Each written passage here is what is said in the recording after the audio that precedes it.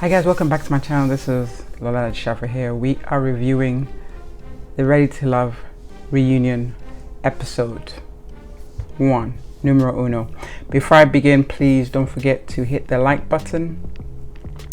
I would say more importantly, there's not so much to say, but there's so much to say. So y'all, let me know what you feel in the comments. And last of all, if you haven't subscribed, please hit the subscribe button. Now we're just going to jump straight into it because this is what we're going to do. Hopefully this is probably the best we're going to get for this whole season, so we're going to hang on to it and see what we get. Okay, all right, here goes. So I believe the first packet they're dealing with is the Katarina one. You know, Katarina's looking gorgeous. She's got this, I think they're called goddess braids or something. Anyway, Katarina looking good. And I think I said last week that all the ladies, one I like and one I don't like, one thing you can't say is that they don't look good. They look good. The producers did a great job for the women. For the men, that's another story, and we're going to delve into it. But yeah, so Katarina goes on to expand shape, because we do remember that I had even forgotten that she'd had Herbert, Phil, Quentin, and then Mario was her last attempt at linking up with somebody. And I guess she went on to give us some more context in that. The reason, because I've said it with no diss to Mr. Mario here, but I've expressed plenty of surprise that he got to the end.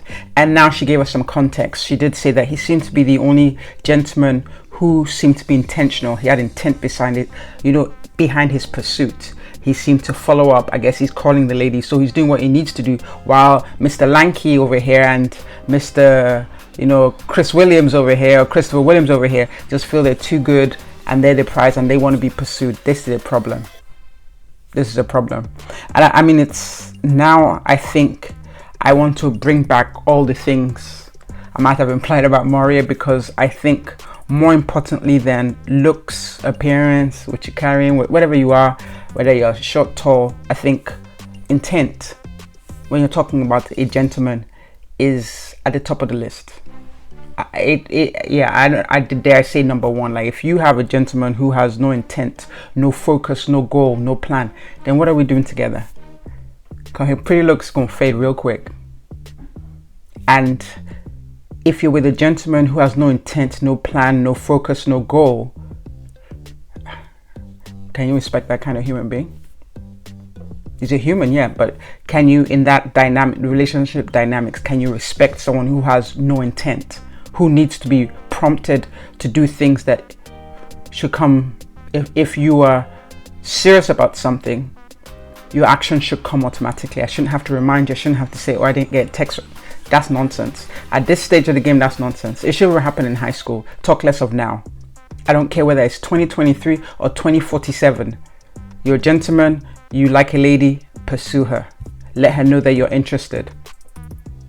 This one of waiting for the woman to make all the moves while you sit back on the couch with your legs up is not the time of the day. So that gives me some more perspective about Mario. So I'm like, okay, you know what, Mario, accept my official apology. I've been talking about you kind of slick. I take it back, because that feature, that personality trait it's fundamentally important in a gentleman. And if you don't have it, then nothing else matters. I don't care, like you playing, all the baseball seasons, you playing baseball and football season, and you do this and you accept, like, if you don't have intent, what are you going to do with a kid and a wallet? Nothing. You're going to baby the kid with the wallet. And then a kid with a wallet is going to be a wayward child that's going to be hard to control. So it doesn't work. So I say this to say that, yeah, okay, I get it. Because I've been talking about this all season. Like, how did Mario still here? Maurice, I know in the beginning I said that I thought he was quite compassionate with Tequila when she went through what she went through. But now I get it. I'm not mad at that. That's key. So Mario, you know what? I'm going to salute you on that, because that's, if someone told you I've been talking about you, maybe I did a little bit.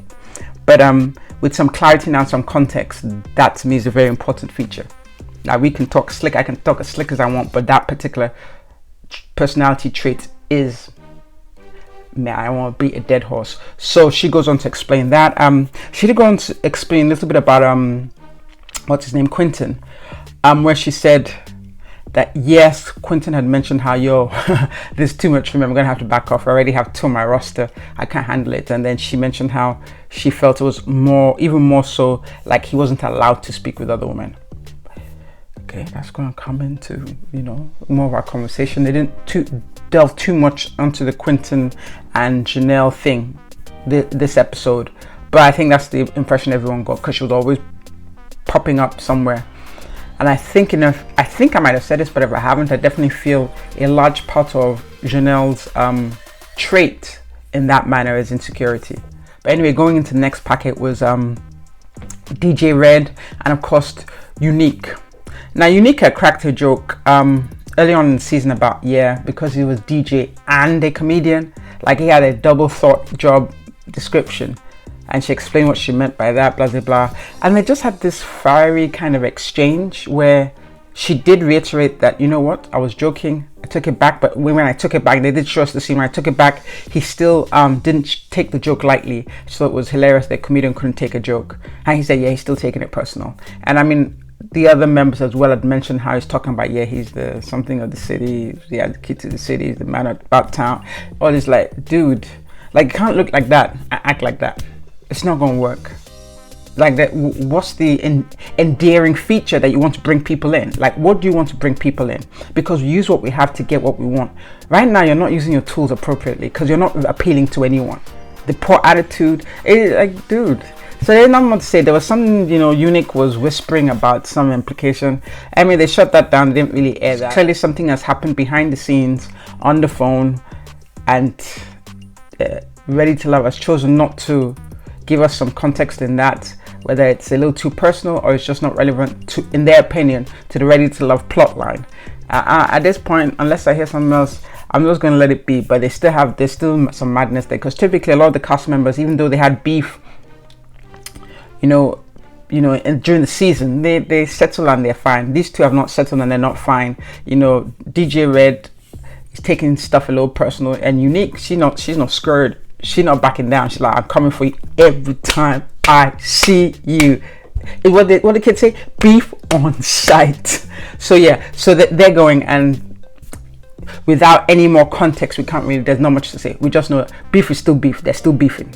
Y'all still beefing. I'm cool. I don't have a problem with that. He does mention he's still talking to Kyra, and there's some scene where Kyra kissing his forehead. Kyra. I'm just gonna say Kyra. All right, so they realized they gave us a very dry season, so they decided to, you know, get the fireworks. I know the fireworks are popping off early on, so they decided to do the Jessica and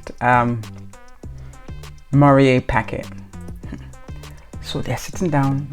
You know what I told? What I tell y'all back then? Whenever you watch the last video, when I said that when I see two of them, I think about wood that can't catch a flame. Wet wood. Let me address that. Like, let me refine that. I think of wet wood that won't catch a flame. Yeah, have you ever been able to light up? And it's not wet with, you know, kerosene or wherever the lighter fluid is. Wet with water. Have you ever been able to make wet wood burn? I don't think so. The two of them remind me of wet wood. Stand by it. They decide to say, hey Lola, we agree with you, and we're going to show you why you're right. So today they're sitting on the couch. Okay, so some people may not be expressive, so they're sitting, and I think we're all looking like, oh, maybe they're going to tell us they broke up, or, you know, they weren't even dating to begin with. But anyway, so Uncle Nefertari decides to start with, okay, you know, I know you guys started in the beginning and blah blah blah blah blah blah. That Jessica, in what stage of the process did you start catching feelings? Auntie said, I was kind of neutral to the end. Okay, so as women, sometimes we do acknowledge that there's more to a successful relationship than cosmic chemistry, right? But you need that. The guy has to have sense. He has to do, you go through whatever your checklist is, go through your checklist. But essentially, since we call ourselves Homo sapiens, but we're still animals, there needs to be some cosmic attraction, something. Zero here, zero. And she's telling us there's no attraction between them in not so many words. And you know, they always tell women, hey, you don't go for the nice guy. Yes, Mario may be the nice guy, so to say, because we see him pop off, or the guy with intention. But if you're not feeling anything, but you're wasting your time, because at the end of the day, somebody's going to be hurt, I'm left resentful, either you or him. There's nothing here. But she goes on, you know, how can you say that somebody who's meant to be a possible life partner, yeah, you're kind of neutral after how many months? Like, because they wait a couple months before they do reunion, so the season had wrapped. You people have been dating and you're still talking about, yeah, kind of neutral to the end, and still acting like she's neutral. I'm just saying she's trying to tell the rest of us that she's available. So if there's some honey dip out there watching her, thinks she cute, like she wants him to holler at her. Like, this is somebody that would jump ship quick. She's probably not even on his ship. I'm not here to judge. I'm just here to tell you what I observed. You know, because I would never recommend that any young lady end up with a gentleman she's not feeling. That is a recipe for disaster and a recipe for pain. And you don't want to grow anything from that. So I'm not judging her. I'm just saying that you just level with us. Say, yeah, I'm not really feeling it. And we'll respect your honesty. The same way people are respecting Habibi's nonsense because it was honest. Anyway, there's another question that Uncle Neff Tommy asked. I said, so he's still trying to ask the same question in different ways. Producers are now telling him, yo, Neff Tommy, yeah, ask it this way. Let's see if we can get a better answer. So he decides to ask, he's like, you know, how did he separate himself from the pack? Auntie said, he was my only connection. I watching her gasp like, ooh. If I was Mario, how would I feel? He didn't separate himself from the pack is what she said. He didn't separate himself, but he was the only person available since she and Chris had scattered. That now reinforces that she may not be feeling Chris like that again, but Chris was the one she was feeling. Because if you all remember, what was it, the hoedown, whatever that cowboy thing they had, where she was walking with Chris. She took Chris to everybody to campaign for him so they would keep him. This chick was feeling Chris. Then all of a sudden she wasn't. I don't know. What y'all think? And maybe now she's not feeling Chris. Maybe now, because a lot has transpired, and the disrespect that transpired between them, you know, can make things, you know, irreversible. But it's clear to me that she definitely won't feeling Mario. It's very easy to have a nice, cool phone conversation with a gentleman, but if there's zero chemistry, then there's zero chemistry. You cannot create, you know, matter can neither be created nor destroyed. It wasn't there to begin with. She can't create it. I'm sorry. Y'all can holler at me in the comments and tell me how y'all created energy with someone and how did it work for you? Because you can muster up a little spark, like, and it will fizzle out because you're creating it. It has to be there already. We can't create it. It's there. And I think there was another way Nephew Tommy tried to adjust the scenario. He was like, you know, sis, you know, he didn't say sis, but I'm telling you my words. Yeah, so, you know, what made you choose him? It came down to this. Long and short of it, whether he didn't separate himself from the pack, she didn't catch any feelings, and there is no real solid reason, she just decided to go with him. Tommy knows that I know that this is a farce. Like, they're playing. And if they're not, then I wish them luck. But at this point, I was just thinking like, okay, no wonder you guys put this first, because at this point I'm like, is there a need for a part 2? I'm bored already. Like, yo, please don't drag any nonsense over multiple episodes. That's how I'm feeling at this point, because I'm like, nothing. They couldn't get nothing for us to see. Like, if Viola said we are scattered, then we can ask her and then delve into it, then she'll confess, you know, I wasn't really feeling the guy, but I didn't want to go home, and then we now talk, we have something to talk about. But this one, then everybody's tight-lipped. Mario is making faces, like Mario making faces just like Candy Barris does. Like, we can read everything going on. Like Jessica, she has a clean poker face, you know, she's a businesswoman, so she knows how to keep her face poker clean. Like, you can't tell what's going on, but Mario's face is like this, and then the peanut gallery in the back, they're just making us chuckle. Like Katarina, she's like, woo, she's giving us like the ad-libs, and then Chris just nodding like, yeah, she still want me. That's Chris like, yeah, she still want me. So I mean, there's nothing here. Jessica didn't give us anything. Mario gave us some face expressions, but I think we all know that this was a dud from the beginning. Oh, I remember the line. She said the wording was, we're in a great space of getting to know each other. If that wasn't a BS line, if I ever heard one. Does she do PR on the side? Because that was perfectly drifted to say nothing. It means nothing. We are in a great space of getting to know each other. So what you did on Ready to Love during the season was not getting to know each other. That don't make me talk too much. Now, it now occurred to me that, hey, you know, I'd said before the other episode, I said that I don't understand, like, when they had that live with Crystal, EXO, when they had that live, I was like, why is Mario so mad?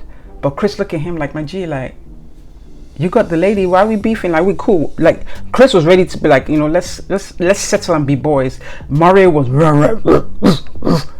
you know, which I thought seemed confusing to me. Now I get why he's mad.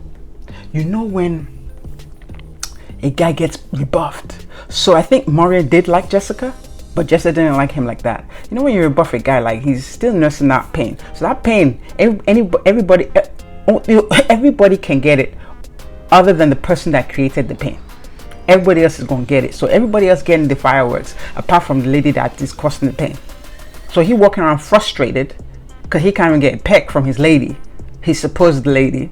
And then he woke up to another lady, and the other lady is telling about, but Jessica's your lady now, back off. So he's frustrated. So now I can look at him with compassion that, you know, Mario, I feel you. Like, the person who you want doesn't want you. That's a very difficult situation. It's a precarious situation. But now that you're doing you know, you probably have done the reunion, and maybe you promised secrecy, you're not going to put it out there. We saw it. So I'm sure if you step up to a lady now, she'll be like, oh, I get it. Now you're free, young, free and single. You people would do an official announcement right before Christmas that we're no longer together. So now I get it. Because it didn't, you know, I said we're missing some context, and we may get some more context as the reunion unfolds. But right now, I'm like, got it. Because it can't feel nice. It can't feel good when the person you picked, you were even in a position to pick. The person you picked don't want you. So let us all have some, you know, have a moment of silence and compassion for Mario. Alright, so moving on. We leave Mario looking depressed. He gonna figure it out. He a dude, he good, like, he know how to behave. Moving on to something a little more exciting. Habibi. Now, I would be remiss not to do a show and tell, you know. We all like this look. Anyway, I like the look. So I figured, like, you know, since I'm gonna be talking about Habibi, why don't I adopt his attire? Habibi, we have the colors, okay? We all can wear scarf and a little dawn. Now I know this is meant to be the man's attire, but just for the benefit of you know, introducing you and your personality into the video, we're gonna do this. What y'all think, y'all? So anyway, so Habibi controversy comes in. First question I'm asking now is, did the producer screen this guy at all? He's a loose cannon, if there ever was one. And that makes me think that, you know what, these women are now left at the, you know, risk of, you know, some sassy producer wanting to create good TV, and they're left with some individual. This guy could do anything, is capable of anything, and doesn't seem to have any, he doesn't appear to be introspective, doesn't seem to have any clear ideas to how he's offensive, what he does. Nobody know why or what he does. He don't know. So we start. We now, and for the benefit of me not having snippets of my video tagged, so we know he had said he looked at Janelle when she turned to him and said the next time he sees her, he's going to bleep bleep bleep. Y'all go watch the video if you want to know why. I'm not going to say that. My pastor could be watching me. I'm not going to talk like that. And then the other scene where he told Sierra that your mama ain't bleep. So he's sitting on the couch. I didn't think he was going to show up, but maybe I should know he was going to show up. So bra man, he show up. He's sitting down there. His attire, I'm going to give my guy. Yeah, his attire was on point. And I think I've said that, yeah, he looks good, handsome man, but his head is not correct. Something is wrong there. Definitely there's some childhood trauma. Something has happened to this young man where he's just there for a good time, not a long time. They showed clips where he had told people, yeah, I'm a cheater, so like just childlike Peter Pan behavior that tells us that his development got frozen at a particular point in his childhood. Whenever that major trauma occurred, it froze, because there's a big man body, but only little boy is home. Nobody else is home. There's been no adult that has developed from that point when that trauma occurred. Whatever it was, because he's like looking like, oh, did I do something? What are you guys talking about? So I think they talk about how, you know, his behavior comes off as disrespectful, and then he said, if it comes off, this were his words. And that's when you start with an apology with if, like you're a BS artist, and you know you're talking nonsense. But he said with a straight face, almost sincere. He's like, if my actions or behavior came off as disrespectful, oh, I apologize, or I'm sorry, I don't know how it ended, because I got stuck with the if it came off as disrespectful. He got me there, like I was lost, so I didn't hear the end of what he said. He now said, you know what, he was talking about parents. He was talking about parents. So the line where he said parents can put themselves first, I really feel like that was him projecting a personal experience. He was just jumbling over his words, and I think it's glaringly obvious to all. You don't need any kind of initials behind your name to realize that this man, this man-child, this boy has undergone some trauma. Not just that, oh, they didn't give me my milk and cookies when I was a kid. Some more than that has occurred that's resulting in what we see right now.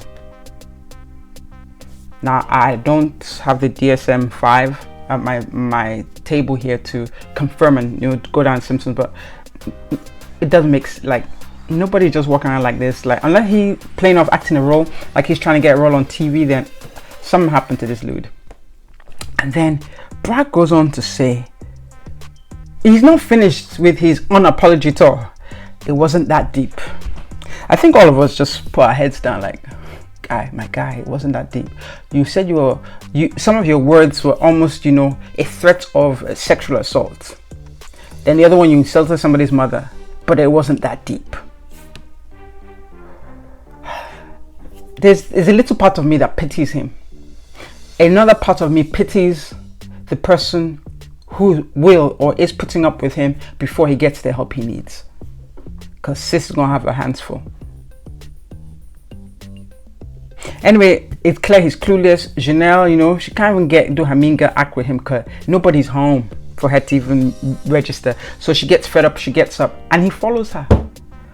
Oh Lord, why is Brown Man walking around with his sax?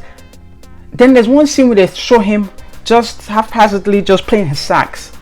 And they're watching him, and that's when I think that producers, whoever supposedly cleared him or vetted him, is a devil worshipper, because they were only focused on, oh, it's gonna be great TV. No, you're now exploiting someone who obviously has some fundamental issues. He had no business on TV. In the middle, I don't know whether, everything's clipped and chopped and edited, so I don't know if they asked him to play, but just in the middle, like, Brown Man had his sax and he's playing his sax in the midst of all of this. And I know things are not usually in chronological order, so I don't know if it was after the whole event, was in the middle, but guy brought out, maybe they told him to play his sax before the whole thing started, I don't know, and they just clipped him. They now added, to continue to exploit him, they now put the sax thing in the middle of it just to make him look even worse. Either way, the producer responsible for getting him, I'm responsible for this segment. You ain't exactly what he said about Sierra's mama is what I'm saying to that producer, because you're exploiting this young man. Yes, he can't speak for himself. Yes, he should be able to speak for himself, but he didn't. But y'all shouldn't exploit him like that. That's just my opinion. Like, y'all made him look like that is manipulative editing at its best. He ain't right anyway, and y'all just took it up to another notch. Anyway, back to what we were saying. So he follows her. I don't know what he wants to say, whether he's trying to apologize.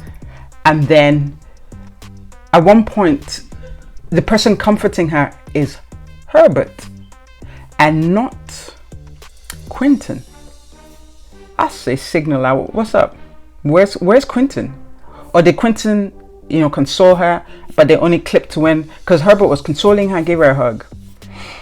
Kukum, I told you guys last episode that I feel, in my opinion, that Herbert was, her first choice, but Herbert wasn't going to be, bow down to her timeline. He was going to stick with what he wanted. But I think that them putting that in was key for me. Like, or maybe it's just them to play with us again. I don't know, but that's just something we're going to watch. Let's keep that clip and come back to it at the next episode when they finally decide to sit down and talk with these two. Another shot. This is why I said they're playing with this guy. Another thing they did, they cut to Habibi. he stand next to Sierra, talk about let's have a shot together.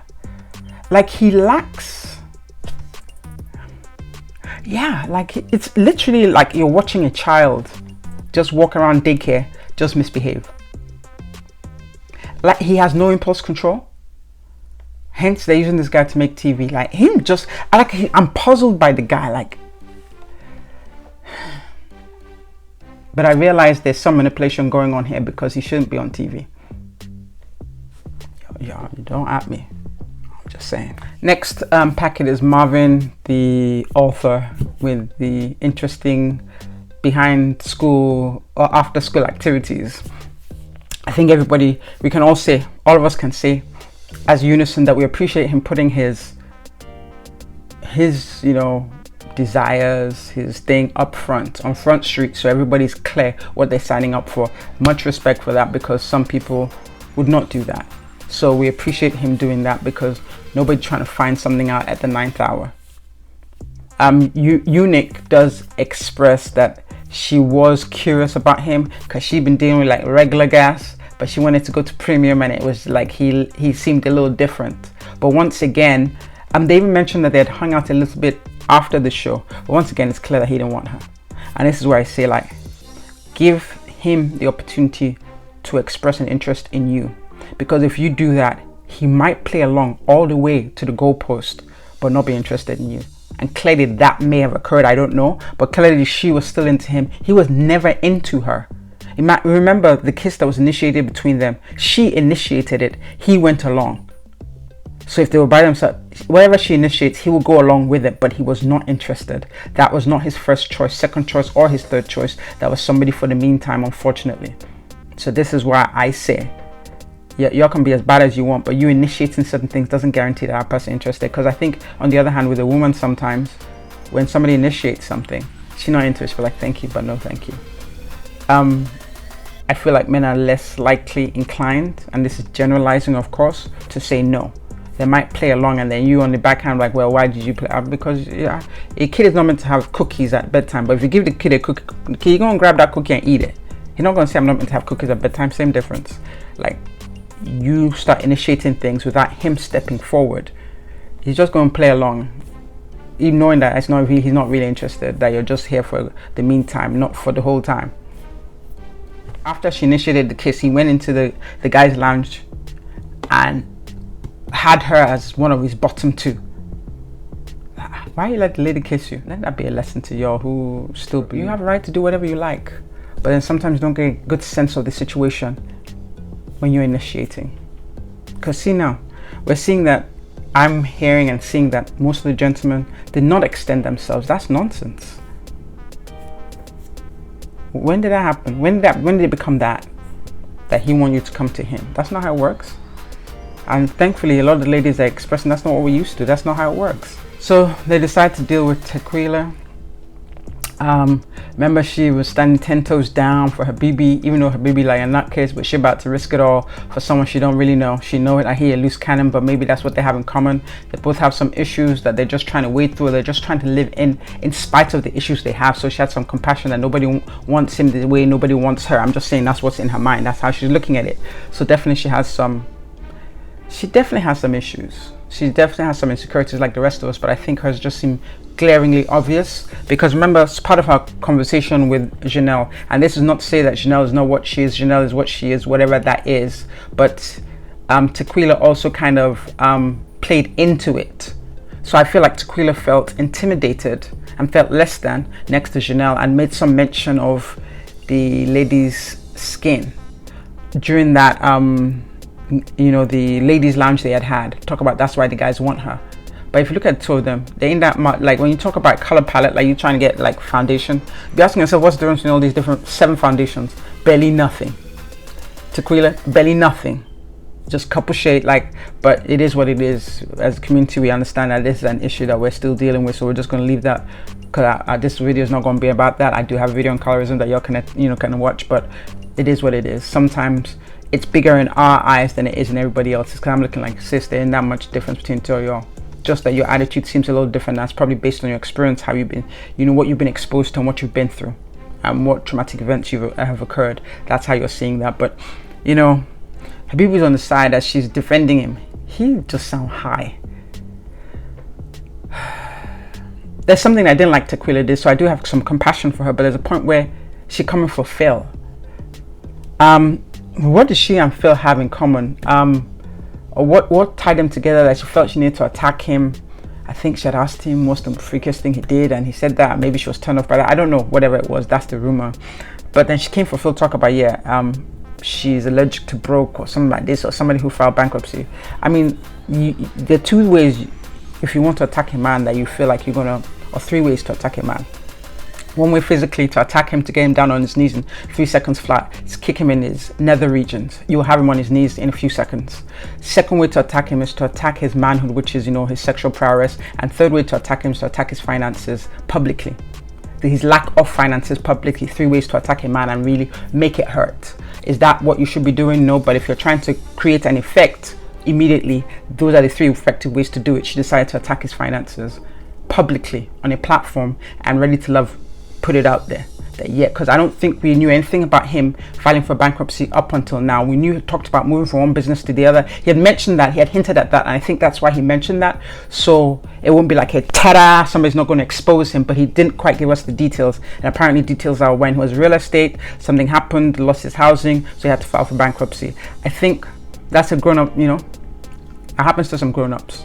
That doesn't make him less or more of a man, whatever it is he is. So he filed for bankruptcy. But her coming for him like that just really tells me how childish she is, because she wants to attack him. He has no business with her. They never really, solidified anything, because she left quite early. So her need that she's been harboring this thing in her mind for months, how she was going to get back at him, unless other things transpired that we weren't able to see. I'm not sure why she felt a need to come for him, because literally that's what she came. She came for his balls right in front of us. She wanted to bring him down on his knees. And I don't know if she got that effect, because I think most of us as grown-ups, finances are finances. What's he doing now? How's he recovering now? Because life isn't what happens to you, it's how you respond to what happens to you. How you recover from what happens to you is really what defines a human being, an adult, a man. So I don't think any of us are judging him because he had to file for bankruptcy. Now it's like, what does he do from here is really where the judgment may come or ensue. But he was without sin cast the first stone. So I don't think any of us are looking at him like, whoa. No, I know he as a man probably feels insecure about it, which is why I had all this babbling, because I couldn't understand all his babbling about changing this, changing that. I was like, why are you volunteering this information? Now it's apparent that's why he was volunteering the information, because he didn't want a gotcha moment. So he had already kind of set the groundwork, somewhat shaky groundwork, but now we get why he was doing all of that with my lady Aries. So she won't be like surprised. So it's not a surprise, because Brahman had decency to hint at something had happened or had occurred. We knew that something had happened. So Tequila, that was a little childish of you. You'd have some growing to do. You and Habibi would be a toxic pair. A toxic pair. Can I have that in capital letters? Toxic pair, you and Habibi. So please, y'all should not get together, because you will destroy this earth. You'll put this earth on fire, because I don't know much about Phil, but I don't know if he deserved that. But enough of that. So yeah, and then the whole thing between her and Janelle, they tried to, and Uncle Neff told me say he trying to come to, no, he's not trying to come to end to, he trying to spark the fire to give us more good TV. Janelle wasn't buying into that, but she did say some key things, like, Janelle is the type where she's gonna throw a rock and hide her hands, like literally. So she's like, oh, there's nothing. Meanwhile, Tequila, Tequila from the hood, she's like, let's keep it real. Let's keep it real. Like say it in my face. No, Janelle is doing corporate America. No, there's nothing between us. And then I think she ended it, the kicker, that stab in the neck, just to make her mad, to make her look crazy, but make herself look innocent. And I don't really care. But Tequila didn't respond. She held everything into case. Okay, well, if that's what she's saying, then there's nothing. Now she said, no, bitch, like I thought you blah blah. No, she didn't do that. She just took what the little dig that Janelle made. It's clear that this girl is triggered by by Janelle. She clearly sitting in church looking at Janelle and Jessica, and she's triggered by the two of them. Because didn't she say Jessica could get it too? So Frick&Frack are there just as they're another toxic pair. But nothing happens. And so they stop here, or do they? So they give us a hint for the next episode coming, where clearly this goes delve into the inner workings of Janelle's, ego, or how she plays. Because nothing happened on the couch. Tequila, she was all attitude, but she said, okay, I'm not going to do anything. She sits down, and then Janelle, if I remember, it was Janelle that said something about your feathers are everywhere.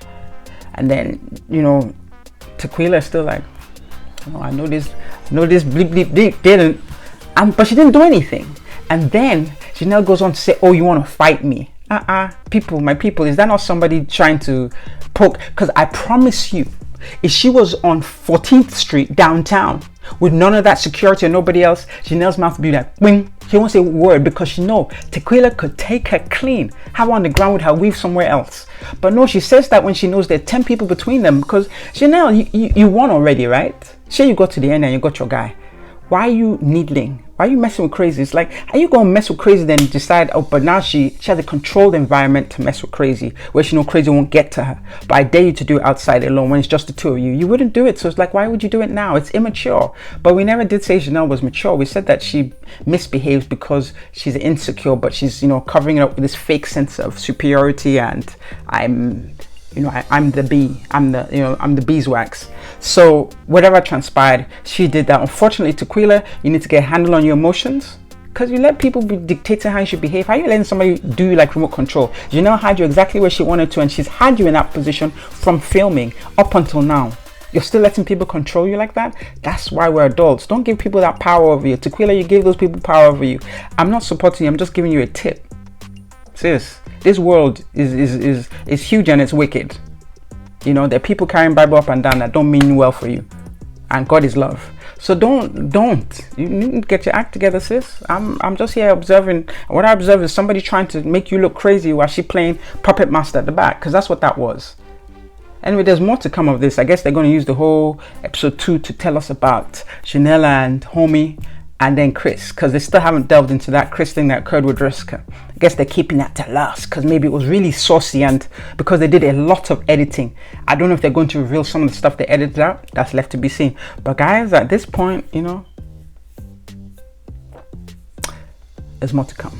But this is the little we have. So please don't forget to like the video. Drop in the comments, yo. Let me hear what you all think. Even what you think about my apparel. And last of all, if you haven't subscribed, please hit the subscribe button. Lola, over and out.